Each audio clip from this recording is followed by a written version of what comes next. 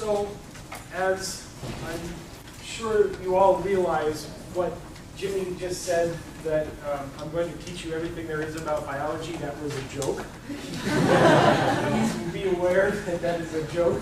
I'm going to do my very best in the little time we have together today and again tomorrow to give you a whirlwind, which means very fast, overview of some of the very basics that we know about cellular and molecular biology. Of course, I was very gratified to hear you all introducing yourself and hear many of you say that you came here because you need to learn a little bit more about biology in order to expand your research as much as possible. I'm very honored to be a part of that process. And my first thing I really want to say to the organizers, thank you so much for asking me here. It's a true honor and a pleasure, and I'm happy to do it. For those of you who come from a biology background and need to bolster your understanding of physics and engineering, good night. Have a nice nap. Most of this stuff that I'm going to be talking about are things that are really just the very basics of biology. And if there's anything, I'll do my very best to answer any questions you have over the next hour or two. If there's anything that I can't answer or we don't have time to get answered, my biggest suggestion is to go to your university and take introductory biology 3 semesters. I'm going to try to cover in the next 3 hours, right, or today and tomorrow, what would take 3 semesters in a biology classroom, and you would learn a lot more detail, a lot more depth. My introduction to this was in my PhD research. I was very interested to hear some of the people saying they were interested in the mechanical effects on neurons. I was looking at literally the mechanical effects, how that changes, how neurons, these are Drosophila neurons, how that behaves using these MEMS devices in the lab of Tahir Saeed, who's unfortunately not with us today. So that's how I got interested in this mechanical engineering and biology mashup issue, was through my own research, and that was very fruitful. And I think it's a great thing you guys are here to do, and I think it's going to be a very fruitful avenue of research for both engineers and biologists. I'm very excited about it. Okay. Questions before I get really into stuff? Things you want to talk about? Let me talk a minute, and then we'll look at questions. Okay? Let's see here. I hope that this works. How does this advance? I guess we'll do this. Okay. So when I was searching through the web to look for images of what's going on with biology, I'm a little sorry that my first slide here, to show any actual information, is a cartoon representation of a cell instead of an actual cell. Okay? But this shows a lot of things, and this is fairly typical of the type of image you get when you start talking about cells. And one thing I noticed about this when I was trying to decide how to explain all this stuff is, I want to start off with the fact that if you're going to study all of biology, you can study biology for a long, long time and end up talking about 4 different types of molecules. Okay, 4 major categories of what we call biologically important molecules. Okay, there are lipids, there are carbohydrates, there are proteins. I've never been good doing 3. Okay. Proteins and nucleic acids. Okay, so those are the 4 major categories of biologically important molecules.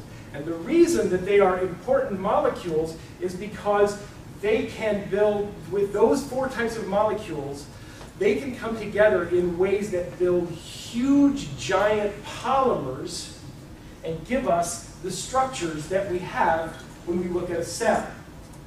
Okay? So when we're looking at this cartoon image of a cell, one thing that struck me right away was that if we look at this, first of all, the thing that surrounds and defines the cell is called it's called the plasma membrane.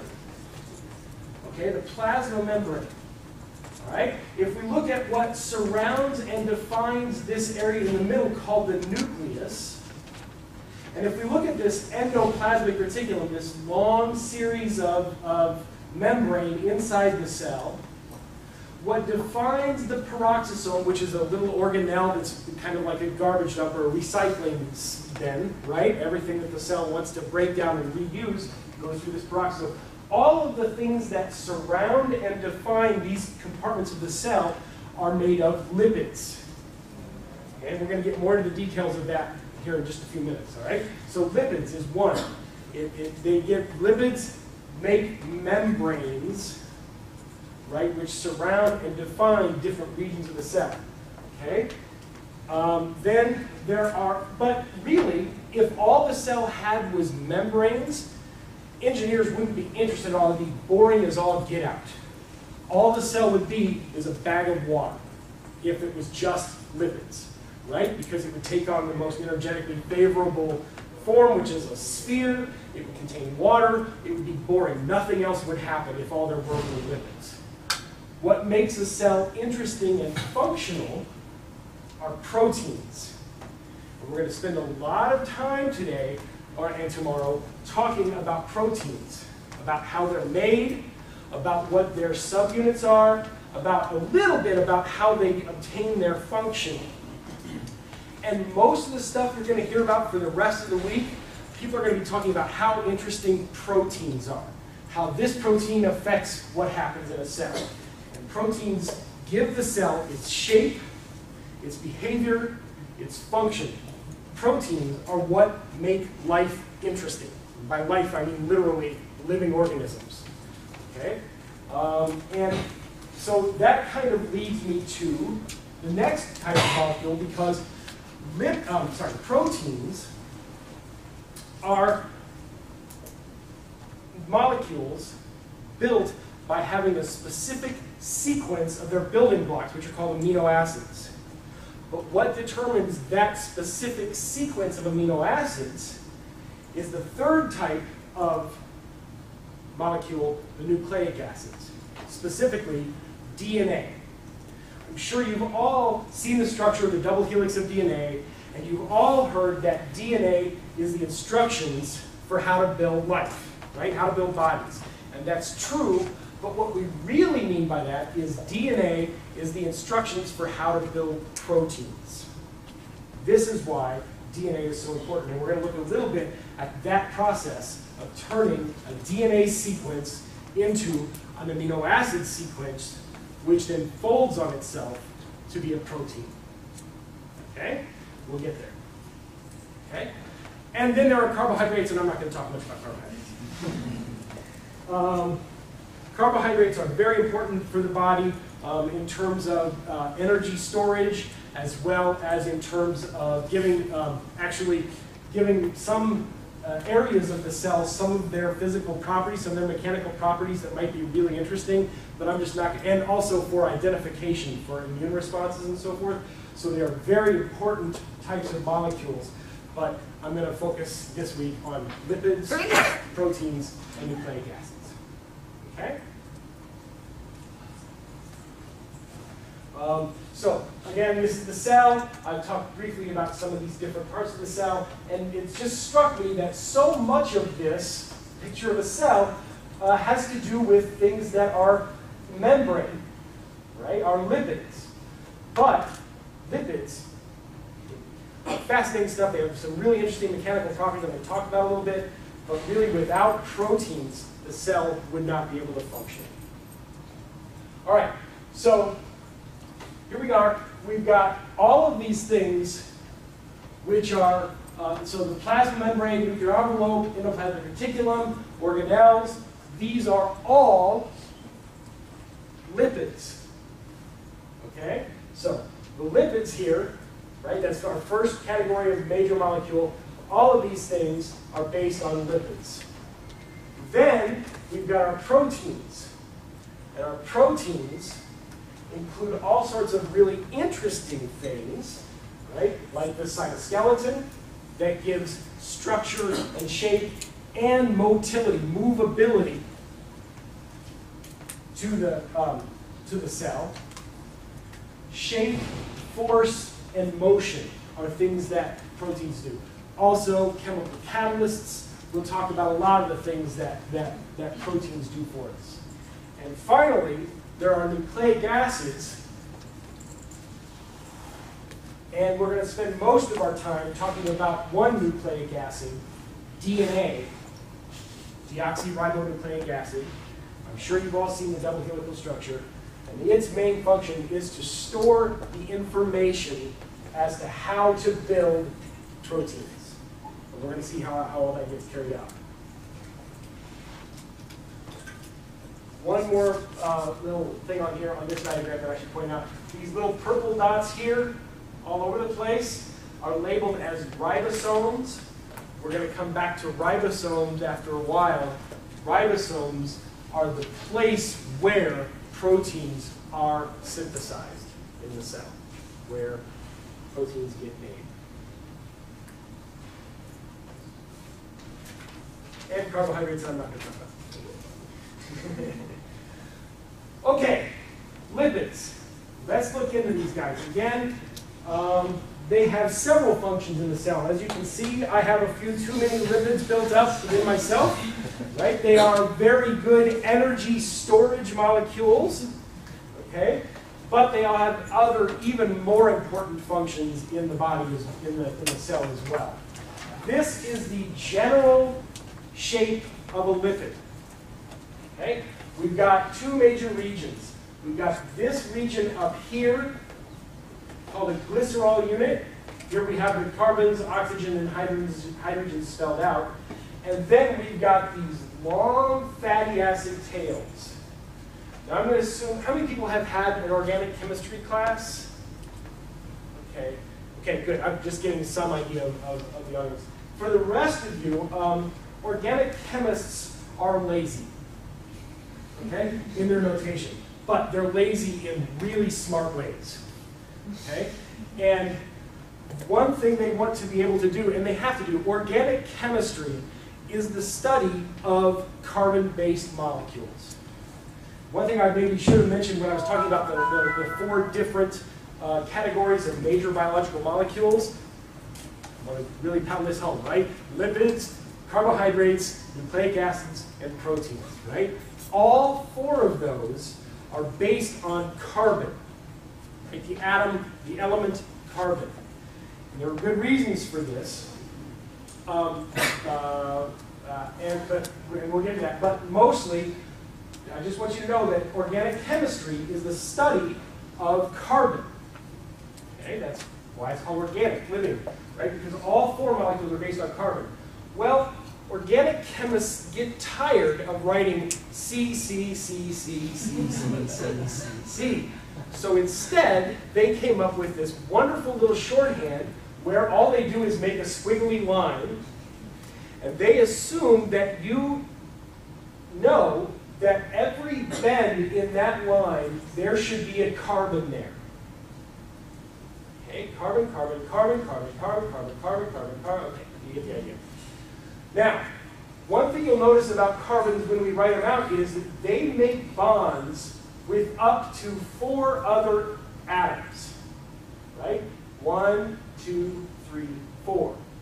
Even when they only make connections with 3 other molecules, they still have 4 bonds. One of them just is a double bond. Okay, so this is carbon double bonded to oxygen. 1, 2, 3, 4. What's here? What should that be if we wrote the letter? C, carbon, right.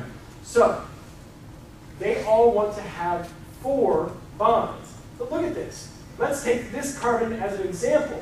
We're only seeing 2 bonds.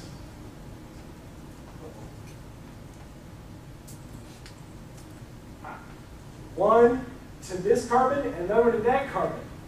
This is how smart this organic chemistry shorthand is, and I promise I have a reason for telling you all of this, right? Not only do they assume that every bend is a C, just assume there's H's everywhere else. Hydrogen. Hydrogen is the most common element in the universe. It's everywhere all the time. It takes up all the bonds that aren't taken up by other things. So when we see this squiggly line and nothing else, this means there's a carbon here, a carbon here, a carbon here, so that's 2 bonds for this carbon, and then a hydrogen here and a hydrogen here, so 2 other hydrogens, they just don't bother writing them. Okay? So we've got these 3 long chain fatty acid tails that are carbon, carbon, carbon, carbon, carbon, carbon, carbon, carbon, carbon, and that's it. Now, this means, well, we'll move on. I wish I could get this thing to advance. Okay. This is a slightly different molecule. It's also a lipid. This one is called a phospholipid. By the way, that previous one is called, you might have heard it when talking about diet, is called a triglyceride.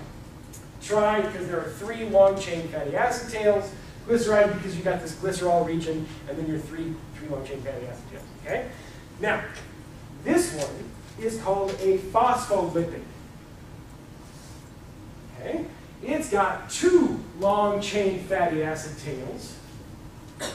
And then, on this 3rd carbon of the glycerol, instead of having a 3rd long-chain fatty acid tail, it's got this phosphate group. If you're not familiar with phosphate groups, you might want to write down the structure of that phosphate group, because we're going to see phosphates over and over and over again. They're really important little groupings of atoms. It's a phosphorus with 4 oxygens. Okay? Now, this phosphate group is charged in terms of how it interacts. By the way, cells, there was an old Star Trek episode where we meet some alien. And the alien looks at a human being and says, ugly bags of mostly water. That's how they defined us. Now, I don't know about the ugly part, right? That's a matter of aesthetics. But the idea that we're bags of mostly water, spot on. That's us. We've got water in our cells, surrounding our cells. Water is a very important thing for all of life.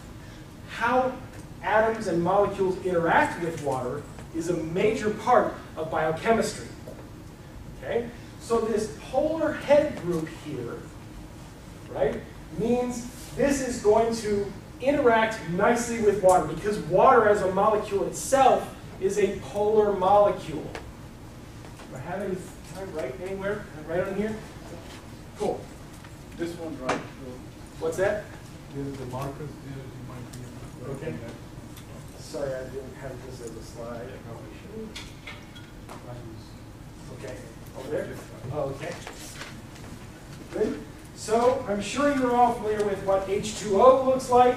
You've got, what do I use here? Red for oxygen. You've got an oxygen and 2 hydrogens. Black will do for hydrogens. All right, this is H2O, and this is a really bad drawing of what H2O really looks like. Okay, it really is asymmetric like this, and it's got 2 regions.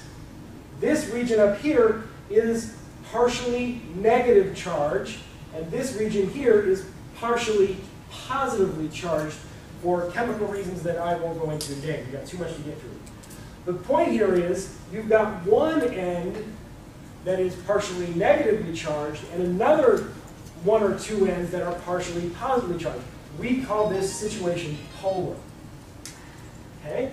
Now, back to our phospholipid, which is what I really want to talk about.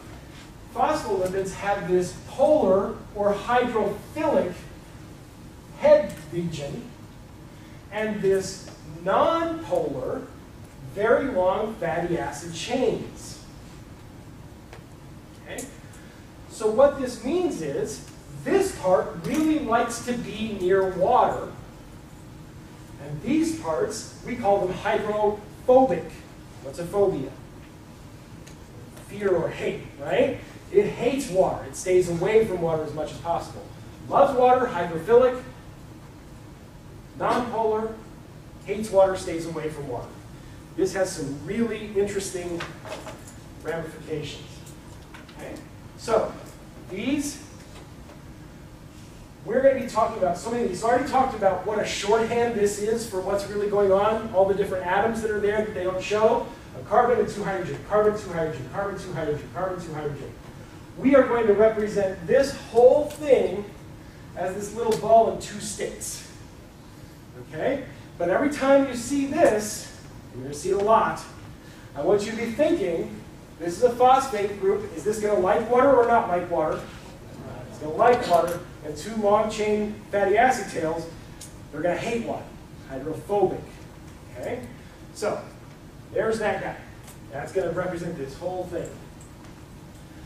If you throw a bunch of these into water, they will spontaneously, because it's their energetically most favorable orientation, arrange themselves something like this. Okay, they will come together in these little groups called micelles, such that they produce this whole region with less water, while these head groups out here are near the water that's all surrounding that they like. Because it's energetically favorable, they will spontaneously come into something like this. Now, you have to think three-dimensionally. This is a two-dimensional bad representation of what's going on. Please realize this will come out of the plane of the screen and make a big sphere. Not so big, really. This is called a micelle. Okay? This is a slightly better representation, because I didn't make it, of a micelle. Okay? Notice that what's going on here is those long hydrophobic tails are here in the middle where there's not much water. They love this. As opposed to these these phosphate head groups that are sticking out here where they're going to be surrounded by water. They love it. This is energetically very favorable, spontaneous thing that happens. Okay? Now, if you add more of these, what they end up doing, and you have to adjust your conditions, your temperature, and all this stuff, right? One thing that will occasionally spontaneously come about in water, again, we don't have to put any extra energy other than a little bit of heat into this to make the system to make it happen, right? Spontaneously, they form these bilayers. Can you see that if this was very, very large, you'd end up with this region in here? Is there going to be water in here?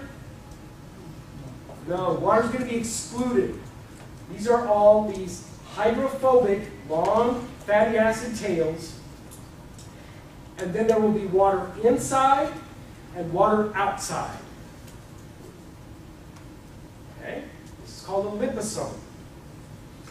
Liposomes these days are used for a lot of interesting biological techniques.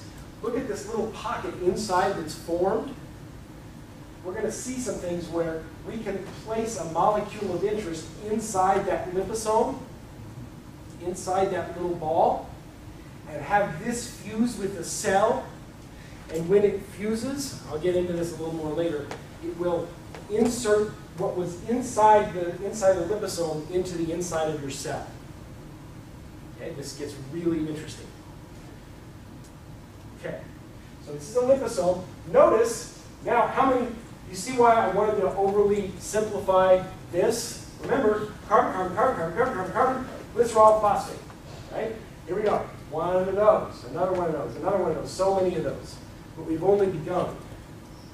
When you get a lot of these, you end up with a phospholipid bilayer. Now again, you got to think three-dimensionally. This is a little chunk of it, but it extends on a long way that way, a long way into the screen, a long way out of the screen, huge. If this were part of the cell, that cell would be bigger than the building being surrounded by these phospholipid bilayers. Okay? These phospholipid bilayers are a major part, well, they are the major component that make up the endoplasmic reticulum, the plasma membrane that surrounds and defines the whole cell, and the nucleus, and the peroxisomes, and all the other organelles. Okay? So this is why these lipids, these fats, are important to life in much more than simply energy storage. They actually are the main component of our cells, that define our cells, I should say. Okay? So again, we've got a hydrophilic head group, hydrophobic fatty acids, fatty acid tails in the middle. They're excluding water. If you make this big, so here's the thing about these phospholipid bilayers, and I've already hinted at it, saying what we can do with the liposome. There is nothing that is really attaching one of these phospholipids to the other than energetically favorable positioning relative to water. But these are not connected to each other. In fact, they can move relative to each other like this all the time. And they do. Okay? So in the dimension of this plane, they are fluid. Okay? These guys can move relative to each other in the plane of that membrane. But it is very energetically unfavorable for any one of them to flip, to change, because you can see that in order to do that, this hydrophilic phosphate head group would have to go through the hydrophobic region of the bilayer to be able to come back out the other side. This essentially never happens. Okay? Now, there are specific enzymes that can cause this to happen, called flipases and flopases. We're not going to get into those, okay? But in general, they stay in the plane that they started. Okay? Why does that matter so much if they're all the same? Well, they're really not all the same. I've given you a pretty simplified view of what they look like. Actually, many of them have slight modifications to that phosphate head group, and they've got names like single myelin, phosphatidylcholine, phosphatidylserine, phosphatidylinositol. And if you think about this, this is another view of a phospholipid bilayer. Again, hydrophobic region, hydrophilic region. There's water outside the cell, right? Outside the cell, there's lots of water. And inside the cell, which is called the cytosol, there's also lots of water. The reason that these are shown the way they are, with phosphatidylcholine on the outside and single myelin on the outside, with these guys on the inside, is because the cell actively uses those flipases and flopases I mentioned to set them up in this orientation. So these two layers of the phospholipid bilayer, two layers, right, are called the two leaflets of the bilayer. There's the inner leaflet, which would just be on the outside of the inside of the cell is in here, and the outside of the cell. This would be the outer leaflet. Okay? And the cell specifically uses these to set up this situation where you've got certain ones on the outside and other ones on the inside. As a matter of fact, one recent technique I saw for determining when a cell had died, I mean, at this level, it's hard to know when something's alive and when it's dead. It's just a bunch of molecules floating around each other. There's really no difference, right? And one definition I saw recently of a living cell is it's maintained this difference in the two leaflets. And once a cell dies, it stops doing the work necessary to keep this, and it starts to randomize which phospholipid goes which way. All right. All right, but this is only the beginning. Remember, these things are fluid in their own leaflet, right? They can move relative to each other in their own leaflet. But because they can move relative to each other, things can be inserted between them. In this case, what we've got inserted is, this is cholesterol. This is the molecular structure of cholesterol. And cholesterol has some important responsibilities for maintaining certain fluidity properties of cell membranes. You need cholesterol. You don't need it as much as it tends to be in the American diet. But you need cholesterol to maintain the certain fluidity of your membranes. Questions? I've talked a lot now. Has anybody come up with anything they want to talk about more or less? All right, I'm going to keep going. Please feel free to interrupt me. I'm more than happy to stop and answer questions or anything. Okay? But if you can insert these cholesterol molecules, you can also insert proteins. And this is getting to be a more accurate representation of a plasma membrane surrounding a cell. Okay? You can insert proteins. You can insert, this is a long, one chain of a protein that is pretty long, and it's got this alpha helical region we'll talk about later that very nicely fits into the membrane. Guess what kind of molecules are right here? It's all one big long protein. What kind of region would this be in the protein? Would it be a hydrophilic? Hydrophobic region. A hydrophobic patch on that protein that very nicely sits in the hydrophobic region of the phospholipid bilayer. Okay? You got outside, you can attach, these are some of the carbohydrates that I'm not going to talk about, and a lot of these are very specific to an individual, such that when they're the wrong ones, they induce an immune response. Right? They also have other properties that they give to cells. So we've got proteins, big globular proteins all bunched together that go through the membrane. So all of these phospholipids here, again, they are still free to move about relative to each other. What does that say about the protein? Is that protein stuck in place? No. We can also move it within the bilayer. Okay, because these phospholipids can move out of the way and allow this to be dragged through here. So this is called the fluid mosaic model of lipid membranes. It's mosaic because it's made up of a whole lot of pieces, and not all of them phospholipids. We've also got protein stuck in there. We've got carbohydrate groups stuck in there, lots of other stuff. And it's fluid because stuff can move around within the plane of that.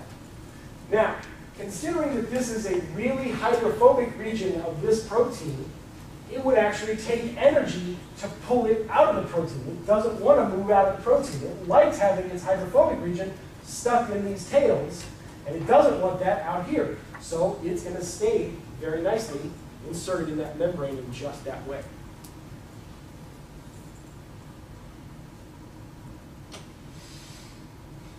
So if we look at this, right, I turned this on its side because basically that is what is making up this whole membrane. You can imagine if this was the level that we're looking at, the cell that this encompasses would be bigger than the building. Right? The scale of that would be huge. This is just a close-up of one little piece of this phospholipid membrane. Questions about that?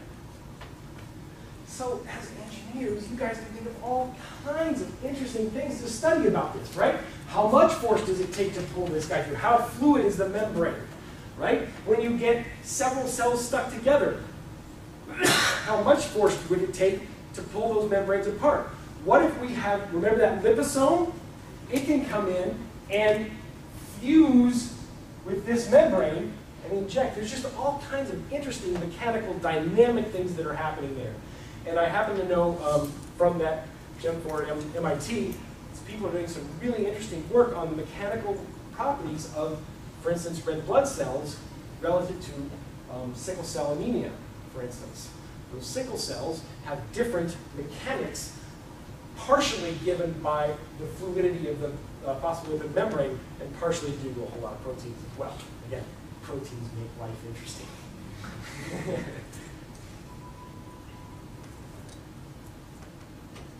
All right.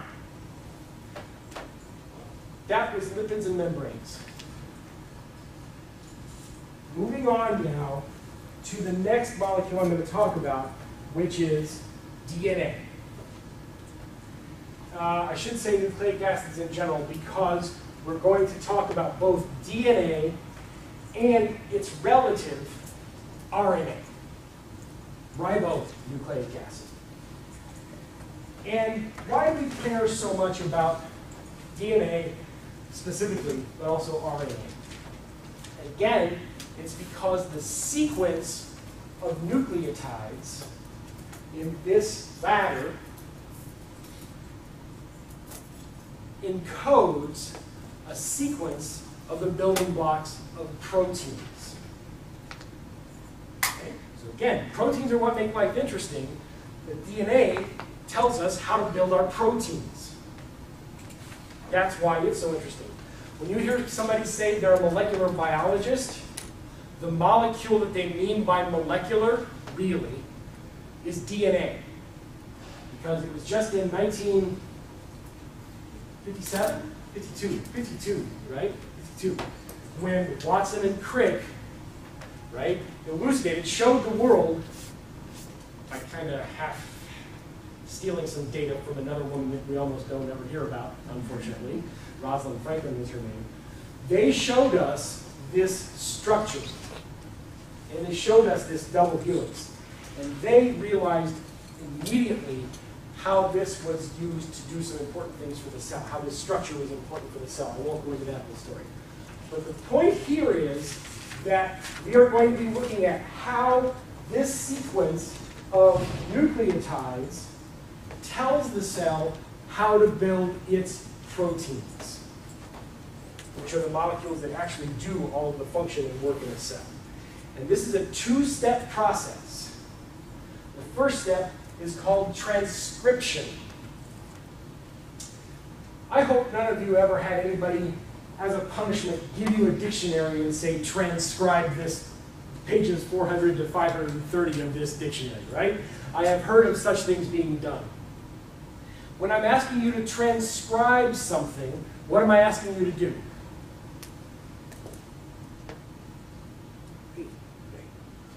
Rewrite it, copy it, okay? The word scribe here, script, means writing, okay? So we're going to move this writing to another thing. And so that's why it's called transcription, is because we are rewriting the DNA code into an RNA molecule. Into an RNA molecule. Again, I will go into the differences and similarities between DNA and RNA in just a minute, okay? This happens in the nucleus of eukaryotic cells. By the way, this entire lecture is strongly biased towards eukaryotic cells, okay? What do I mean by eukaryotic cells? We are eukaryotic organisms, okay? We have a nucleus in our cells where we keep our DNA. We have all these fancy organelles like the endoplasmic reticulum and peroxisomes and all these other things, right? Bacteria are called prokaryotic cells. They don't have a nucleus. So for them, they also, and this is going to be another major theme for me for a little while, they also do transcription and translation in exactly the same way that your and my cells do, but they don't have a nucleus where they keep their DNA. Their DNA is just kind of out there in the cell. Actually, it's in a region called the nucleoid region, but basically it's not separated by a membrane from the rest of the cell. So in our cells, this occurs, transcription occurs in the nucleus of necessity because we have a nucleus where we keep our DNA. Okay, our DNA is stuck in that nucleus. When we go to make a copy of that DNA, it has to happen in the nucleus. And it does. Okay? It's carried out by a protein, a set of proteins called RNA polymerase, specifically RNA polymerase 2. Don't worry about the 2. RNA polymerase. Polymer, what's a polymer? I'm hoping everybody in the room knows what a polymer is. Yes? Okay, good. This molecule makes a polymer of RNA. You can see this is a polymer of DNA. This molecule makes a polymer of RNA based on this DNA sequence.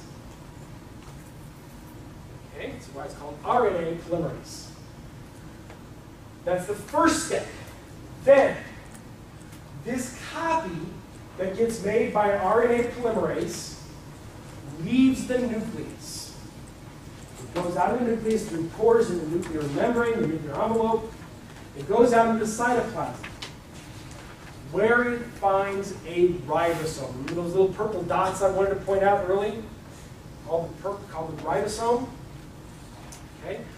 The mRNA, the message, the copy, right? If you were being punished by having to rewrite a dictionary, stuff you rewrote, leaves the nucleus.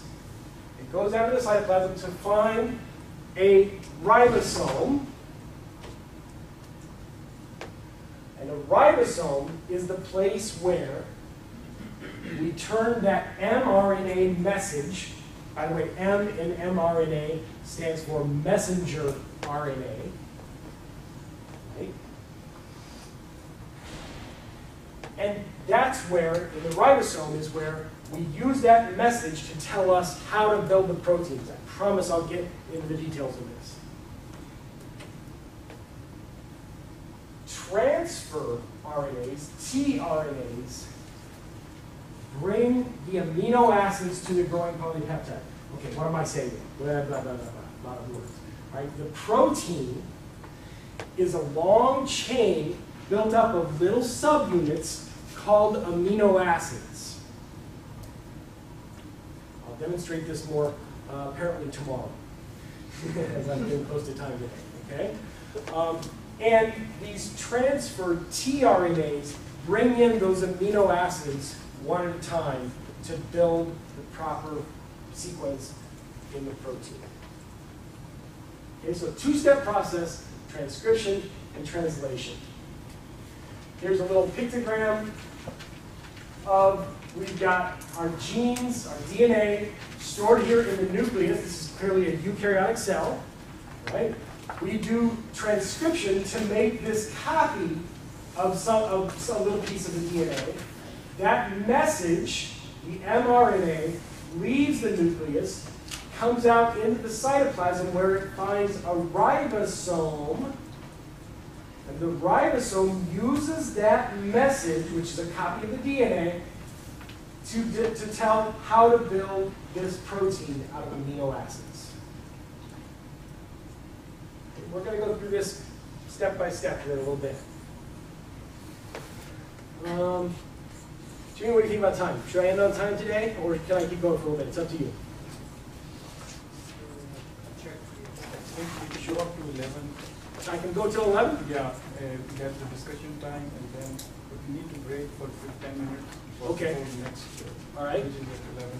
Good. I think I remember the schedule saying that this was, till 10:30. Oh, it was 10:45, wasn't it? I thought it was till 10:30. Good. I'll keep going for at least a few more minutes. The discussion time there. Good. Questions so far?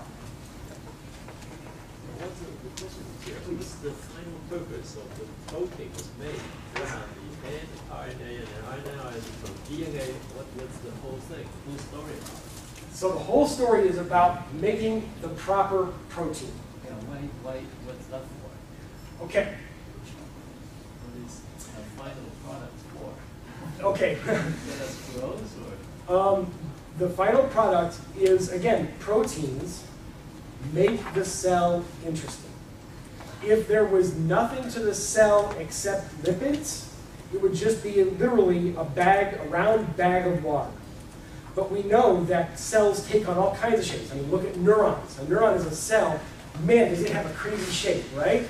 Red blood cells have a very specific shape, right? That donut thing. Cells can move. They're very dynamic, and we'll see some examples of that, I promise, tomorrow. All of this stuff. Actin, microtubules, motors that walk on actin microtubules, all of these things are proteins, right? Channels that let stuff into and out of the cell. The channel itself is made of protein.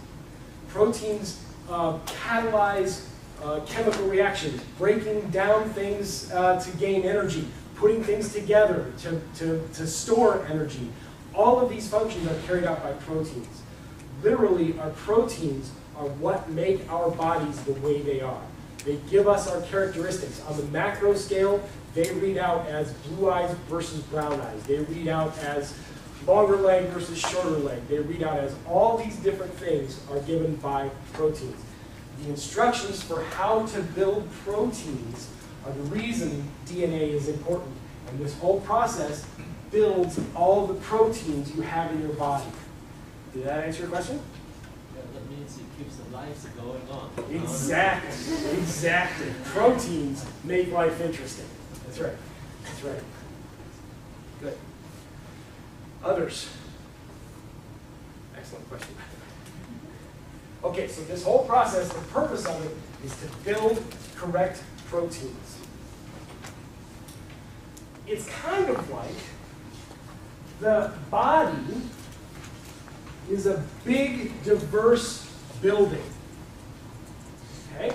My muscle cells are different from my liver cells, and my liver cells are different from my neurons, and my neurons are different from my pancreatic cells, right? And my pancreatic cells are different from my... So we've got all these different types of cells. In my analogy here, which very strictly limited analogy, right? Our body is made up of a lot of different cells that are different from each other. Okay? In this analogy, every cell in our body has a filing cabinet in it called a nucleus. Okay? And inside the nucleus of every one of our cells is a blueprint for how to build the entire body. Okay, so there's a blueprint for the whole building in the nucleus of each and every cell. All right, so the genes in my liver cell, the DNA in my liver cell is the same as the genes in my muscle cell. And those are the same genes that are in the nucleus of my eye cell. And those are the same, I don't belabor the point, right? We have the full set of genes, the full set of blueprints in every cell in our body, with a couple of exceptions. Red blood cells get rid of their nucleus. Red blood cells don't have DNA in them. The white blood cells do, but the red ones don't. That's a very unusual exception to the rule. Almost every cell in your body has a full set, not just one full set of blueprints, but actually 2 sets of blueprints for the entire body in the nucleus of every cell. You got one from your mom and one from your dad. Okay?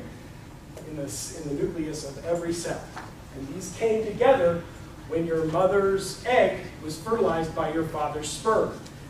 Egg and sperm each only have one blueprint.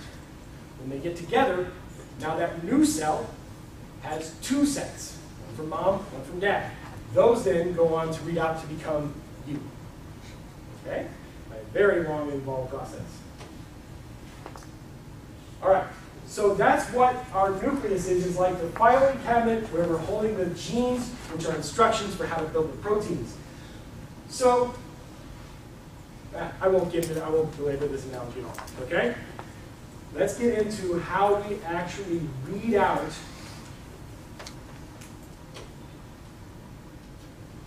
these instructions.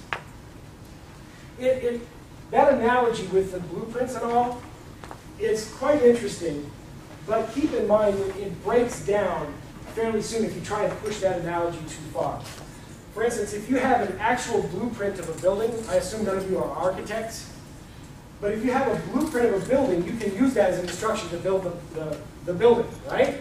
But also, if you've got a building, you could meticulously go through and reconstitute the blueprints for the building, right? Not so with genes. Once they make that protein, you cannot use that protein to deduce what that genetic sequence was that produced it. And I'll tell you why after a little while. It doesn't go the other way like it does with blueprints. Okay. All right, so let's look closely at a comparison of these 2 nucleic acids that I wanted to talk about. Okay. The 2 nucleic acids that I want to talk about are DNA and RNA. So why am I showing this sequence of letters here? The reason is there are basically 4 nucleotides: adenine, thymine, guanine, and cytosine. I'm not going to labor the point of naming those 4 too much because we almost always just abbreviate them as A, G, T, and C. Okay? What that means is, I'm going to jump from up here to down here. Okay? I want you to notice that as we go through this double helix, what's highlighted here in this light blue little box that you can barely see, this is one nucleotide. One nucleotide. Right? And that blue box gets exploded down here. Okay? So this purple bit here, this phosphate, I told you we were going to see phosphates again tonight. Right? This phosphate here is this little purple blob here. That's a phosphate. Okay? This red group, this is actually a sugar called deoxyribose, deoxyribonucleic acid, right? Deoxyribose is this red blob here. Now for all 4 nucleotides, A's, G's, T's, and C's, those things, the phosphate and the sugar, are exactly the same. Okay? So they make up the backbone of this molecule. Phosphate, sugar, phosphate, sugar, phosphate, phosphate, sugar, phosphate, sugar. You can't really see the next one very well because it's in the plane of going into the screen. But phosphate, sugar, phosphate, sugar, phosphate, sugar, phosphate, sugar. Boring, right? Not a lot going on there, right? Phosphate, sugar, phosphate, sugar. In the middle of this ladder, if you want to make the ladder analogy, it's the rungs of the ladder, right? The 2 uprights of the ladder are phosphate, sugar, phosphate, sugar, phosphate, sugar. In the rungs, we have these 4 different little groups called adenine, thymine, cytosine, and guanine. They come in the middle here. So this thymine, yellow, is represented by this half of this rung of this ladder. Right? That's one nucleotide. What DNA is a string, a polymer of nucleotides. Okay. That's all I want to say about this for now. I'll get more into this in a little bit. All right? Notice DNA tends to be double-stranded. What do we mean by that? This is not just one strand, right? There's not just one backbone here. There are 2 backbones. Right? 2 phosphate sugar strands strung together. Not only that, but this was one of the big things that Watson and Crick did, and maybe a few people a little before them, were talking about the idea that every time you have an A on one strand, you've got a T on the other strand. And every time you've got a C on this strand, you've got a G on this strand. Those nucleotides, A with T and C with G, always bind with each other in the middle. Okay? So every time you've got a T here, you know you've got an A here. Every time you've got a G here, you've got a C here. Every time you've got a C here, you've got a G here. And every time you've got an A here, you've got a T here. Okay? Then we'll have to twist up. Okay, DNA. Double-stranded, base pairing rules. We call those base pairing rules, right? Because these are phosphate, sugar, and a base. So these bases pair with each other in such a way that T always binds with A. We'll say that again and again and again and again. Okay, A with T, C with G. RNA looks pretty similar. Really similar, actually, considering how amazingly different it functions than DNA does. I think if I could go back to grad school and start again and I could study anything I wanted, clearly it would be engineering. But if I had to make a second choice, it would be RNA. Right? I would love to study RNA. It's an amazing molecule. It has a lot of function in the cell. We're only beginning to appreciate it. But RNA also has A's, adenines, guanines, and cytosines But notice, it does not have thymines. It's got a slightly different base called uracil. But it's really no big deal because the base pairing rules still apply. Here, we don't have any bases paired with any other bases. But we'll see in a minute, it's important that when a molecule of RNA does base pair with either one strand of a DNA molecule or with another RNA molecule, those base pairing rules still apply. A now goes with U, but G still goes with C. Okay? There's no thymine in RNA, and that's why they chose thymine to show this nucleotide of DNA, because they wanted to be able to show that RNA has a slightly different look. This one goes carbon here,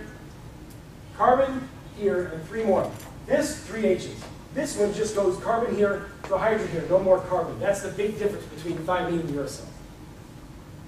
Okay.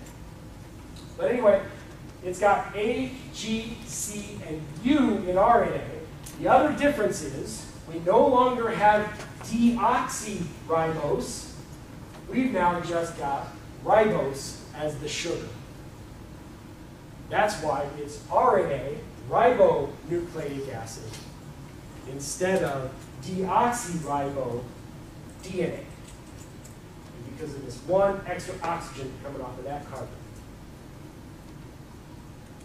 I think this maybe took a little bit of chemical work to figure out these structures. Millions of man-hours, decades of work to come up with this stuff that I get to tell you about in 10 minutes here this morning. This is one thing I love about science. Huge years and years, decades of work by hundreds or thousands of people, and we get to give these wonderful little summaries that are getting longer and longer as we learn more and more. It's an amazing enterprise. And I'm sure it's the same in every single field. Okay, so those are the major structural differences between DNA and RNA. I've highlighted here that we've got there's T's here and U's there. Right? That's the big difference. Yes? If it's such a small difference in structure, why is it just the T and the U that's different?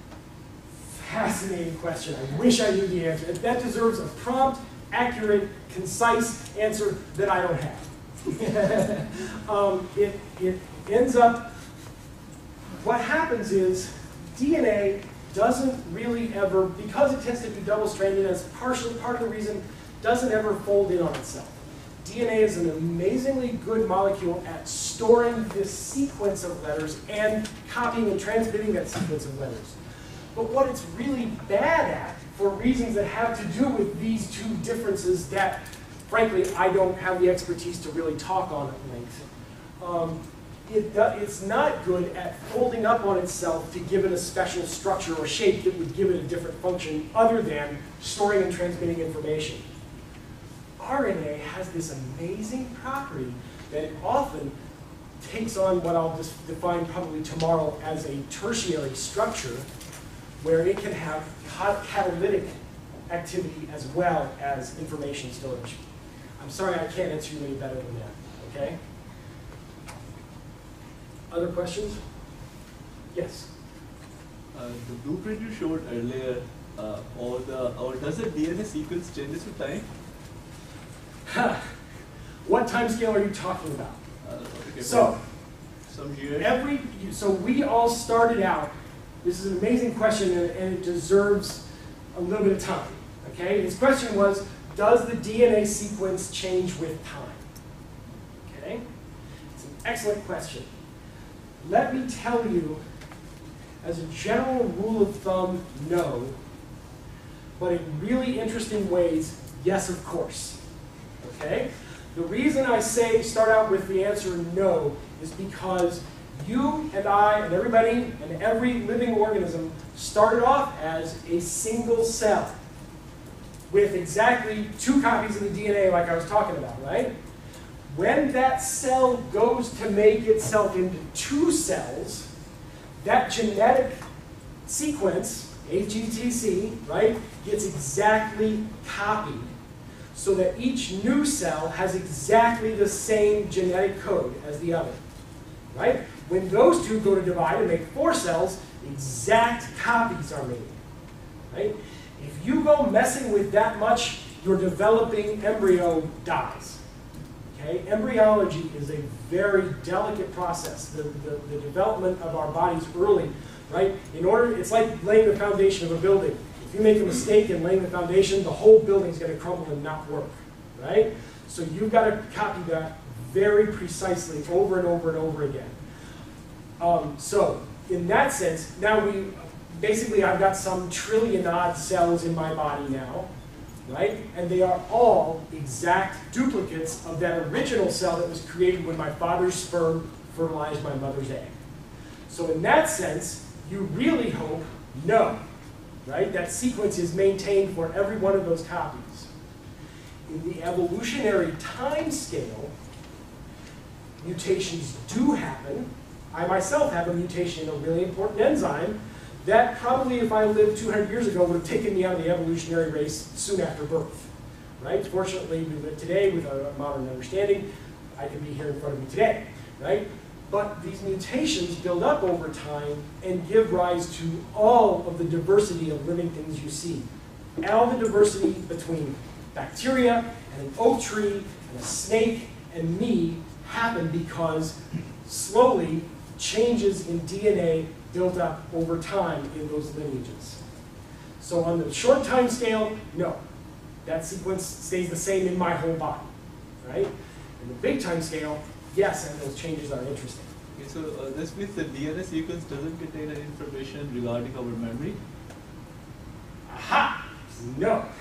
So you mean our conscious memory given to us by our brains? Yeah. No. It codes for proteins that make cells take on interesting shapes like neurons, and those memories are encoded in the wiring of our neurons in ways that we don't know yet. I still think this is the one big brass ring out there in biology, is figuring out how memory is encoded. Once we figure that out, we're going to know a lot more. We don't know that yet. But it's encoded not in the genetics, but in the neural network itself, the network of cells. Now, did that get close to answer your real question then? Yeah. All right. Good. Great. Others? Yes? What can make DNA code change? There are several things that we come in contact with every day. Radiation from the sun. This is why, if you take your kids out, you want to put good sunscreen on them, because overexposure to the sun can build up mutations that can lead to skin cancer. Many chemicals, several chemicals in cigarette smoke can damage the DNA of the cells in your lungs, which gives rise to lung cancer. So you can see when mutations do happen in an individual, it's almost always, I would say 99.99999% of the time, detrimental. Okay? We don't want to mess with that too much. And many carcinogen, anything called a carcinogen, it means it's going to lead to cancer, happens because it mutates your DNA. Certainly anything called a mutagen, that's what it means, is it's going to mutate your DNA sequence. And so these chemical or radiological things can come in and break apart these bonds, and strange things can happen. And I'm not going to get too much into details of what tends to happen frequently, but yes, some of those things. Okay? This is why smoking is bad for you. Even if it does make you alert, it can happen. Yes, Jim? Genetically modified crops, for example. Yes. What is the percentage of DNAs that they modify? 0.00005%. It's a very small amount of the total DNA. We shared about half of our DNA with a banana. Okay? I'm not kidding, I'm not exaggerating. This is because so many of the things our cells need to do to live, that banana plants' cells need to do to live, right? And so to make changes that we want to see, like giving it a pesticide resistance or something like that, we only need to change 1 or 2 genes out of literally hundreds of millions of genes. Okay, so very small amount gets actually done. Great questions. Yes? How successful for right now to transfer a gene for a specific function to another cell to acquire that? We're really good at that now. What's that? Was that your question? Yes. Yes. And of course, it depends on what type of animal you want, what type of organism you want to do. If you want to do a plant, people don't mind so much what you do to plants, right? So we've got things called gene guns that we can put. It's crazy easy to genetically modify a plant. I mean, crazy easy. I would have never believed it. You take little bitty nano-sized gold particles, coat them with the DNA of the gene you're interested in, literally shoot them into a plant cell with some very small percentage, but when you're dealing with hundreds of thousands of cells in a microscopic slide, it's no problem, right? That DNA is going to happen to come off that gold while it's in the nucleus of the cell. The cell then says, hey, there's a string of DNA in my nucleus, let's get it into the genome and express it. It's crazy how easy it is in some cases, right? Same with bacterial cells. We can transform them. I think you're going to transform bacterial cells in one of your labs. I know you're going to transform some cultured, I'm pretty sure human fibroblast cells in Joy and Manister's lab this week. So you're going to actually transform some cells, I believe, in the next 2 weeks. So it's terrifyingly and excitingly easy to do. Both at the same time. And that was another point I want to come back to. We're going to transform that corn crop with genes that we take from an insect. When we make insulin these days for diabetics, we use it by expressing the protein insulin in bacterial cells. A human gene expressed in E. coli, in bacteria. My point here is DNA is DNA is DNA, and it doesn't matter whether it comes from a bacteria, or a daylily, or an oak tree, or a rabbit, or a cow, or meat. It's the same, and it works the same. We're really getting at the fundamentals of how life works. How does this all happen? Yes? I have a question. You know when you say that you can't go backwards and move this stuff backward, were you not taking into account like verse transcriptase? Yes, even though if you do use reverse transcriptase, she's asking about an enzyme that I'm pretty sure we originally found it by studying HIV, right, which has reverse transcriptase. And the idea is it starts out as RNA and goes backwards to make DNA, which then gets inserted in the host protein, host DNA. Reverse transcriptase, remember, the reason HIV is really hard to fight is because it's very mutagenic, right? It changes very rapidly. That reverse is very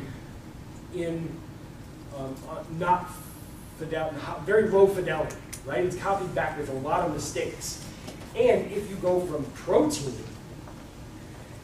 then it's even more, and I don't know of any situation in nature where we go from a protein sequence to an RNA sequence to a DNA sequence. But you're right that we can go from something of an RNA sequence to a DNA sequence, but it's very, very bad copying, large number of errors made in doing that. But you got it exactly very good there. Did I answer you appropriately?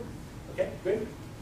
By changing the DNA sequence, can I somehow control the different attributes of any cell? Absolutely, right? By changing the DNA sequence, you change what proteins that cell will make. And you can have it make a different protein than it ever made before. You can have it make a different version of a protein it made before. You absolutely can change the properties that cell has. Okay. What's that? For example, by changing the DNA sequence, I can control the refractory period of a neural cell, a neuron. The what rate of a neuron? Refractory period. If you have a gene from one neuron, well, it's tough to get that specific yet. Okay? Probably yes. I haven't done it. I haven't tried it. But almost certainly yes, you could. Yeah, by giving it different voltage-gated ion channels that are more efficient or less efficient, you could do that, yes. Okay, good. Excellent. Please, more questions. We're well into our discussion period time here, so yes. Since DNA and RNA are so such similar, why if RNA is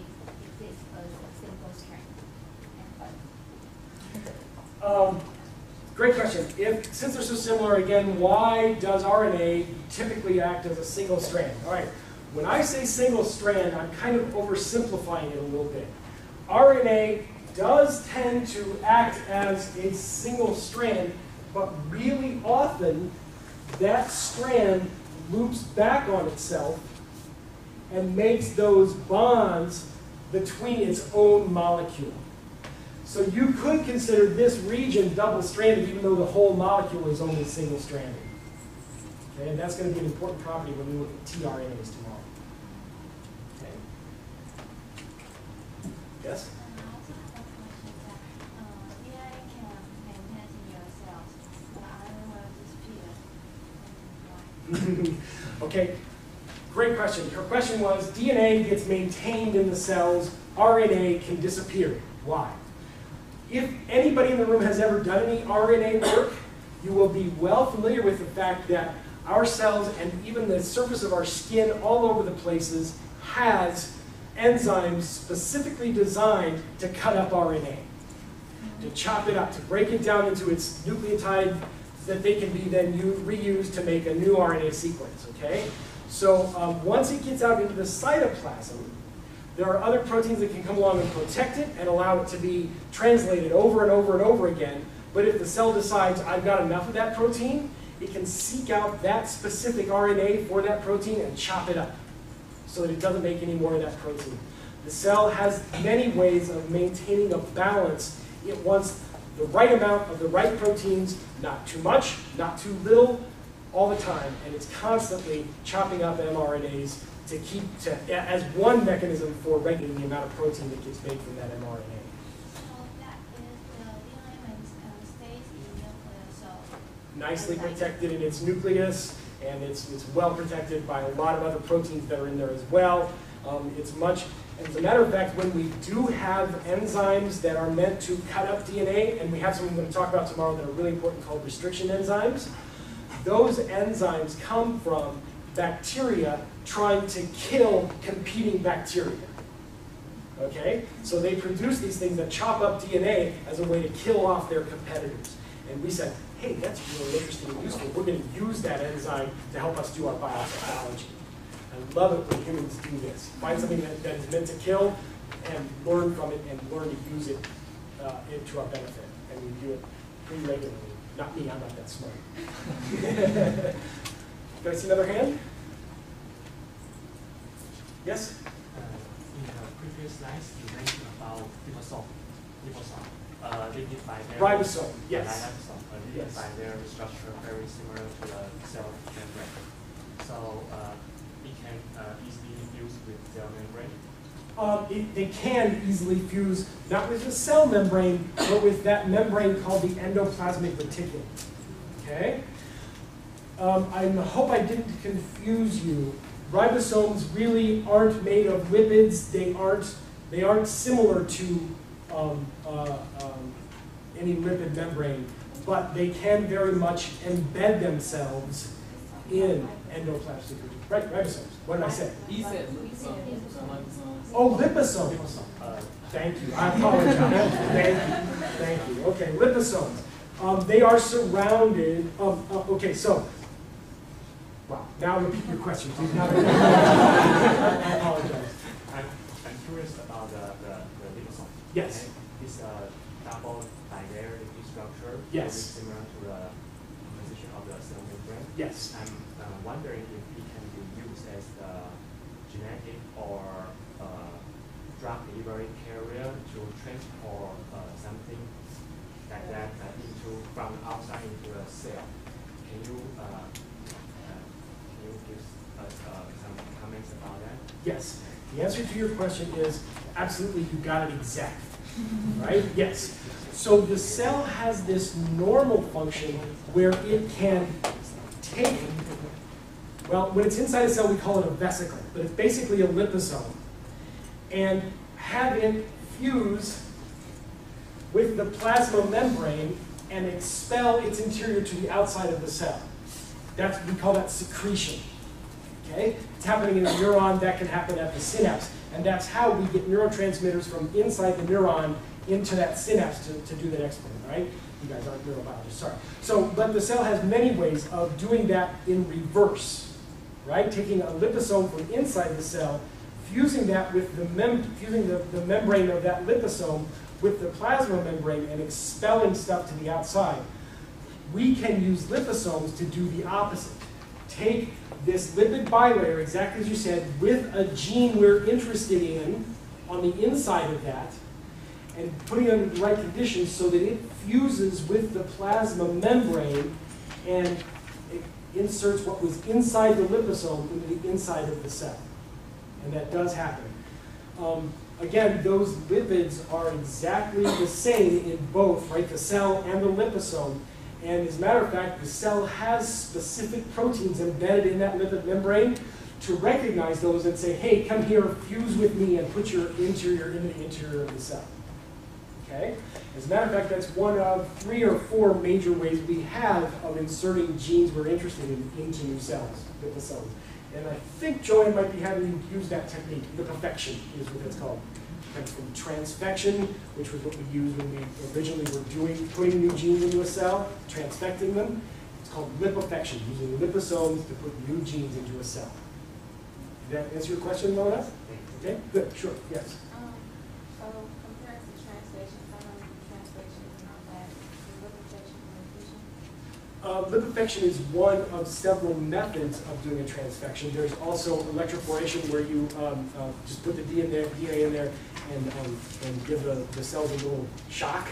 And especially if they're E. coli cells, they're really good at taking in DNA at that point.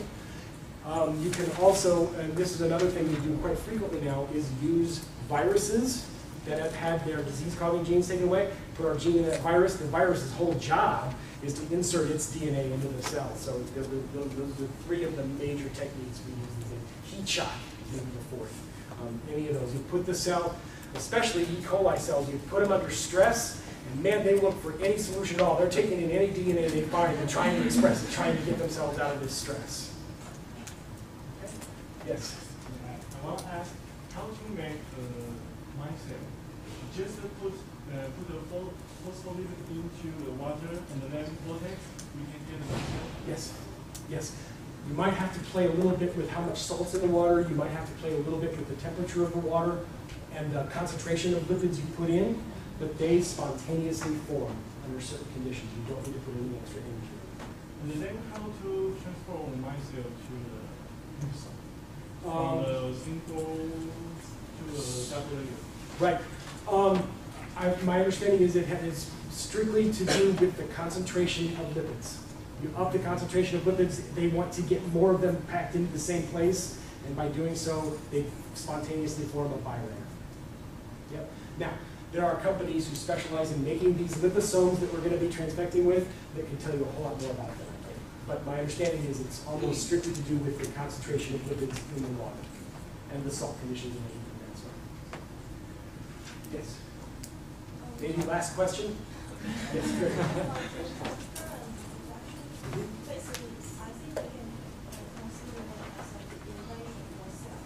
Yes. So how does the cell send those are raw materials and It's a great question. Her point is, we can think of this transfection as kind of an invasion of that host cell, and how does the host cell, how can we get the host cell to recognize that as an invasion and defend itself? Our hope with this is that the cell won't recognize that as an invasion, right? If we want to transfect that cell, we really want that cell to say, oh, this is just a DNA molecule that must have come away somehow, I want to use it, right? That's what we hope. And fortunately, if we keep things clean enough, that's pretty easy to do. DNA, again, DNA is DNA is DNA. And there's no way, if all you're using is DNA, there's no way for the cell to recognize foreign versus endogenous versus natural DNA. Now, when you start dealing with proteins and lipids that have all these identifiers on them, many, well, especially in our bodies, we have the immune system. At the cellular level, we might not be very good at protecting ourselves, right? Because your body doesn't care if it loses a few cells, it regenerates new cells all the time, right? You cut yourself, you make new cells, whatever. Your stomach lining is actually replaced, what, once a week? Other things are, every 7 years, almost every cell in your body gets replaced, right? So you're really a new you. But anyway, at the cellular level, we're not good at recognizing invaders. It's only at the tissue and organ level that the body starts to mount an immune response, including antibodies and other things that are specifically meant to recognize foreign invaders and say, hey, this guy doesn't want to be here, right? So at the cellular level, it's not very good. We're not, and we've used that to our benefit, right? To be able to transform, as you said, the crops to make them antibiotic resistant, pesticide resistant, and so forth. So